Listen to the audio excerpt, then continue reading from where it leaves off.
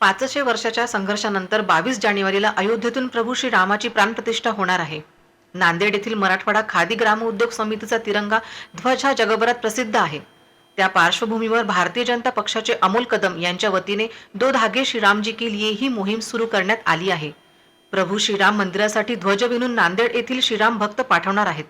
यावेळी खासदार प्रतापराव पाटील चिखलीकर यांनी सर्व नागरिकांना येणाऱ्या 22 जानेवारी रोजी दिवाळी म्हणून साजरी करण्यात यावी असे आवाहन केले आहे।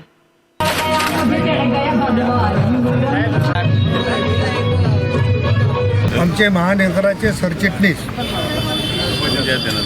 अमोल कदम यांनी अतिशय चांगला उपक्रम राबवला। खादी ग्रामोद्योग नांदेड आणि कंधारच्या सहकार्यानं, जिल्ह्यातील राम भक्ताच्या सहकार्यानं या ठिकाणी भगवा ध्वज निर्माण करण्याचं काम सुती करतायत।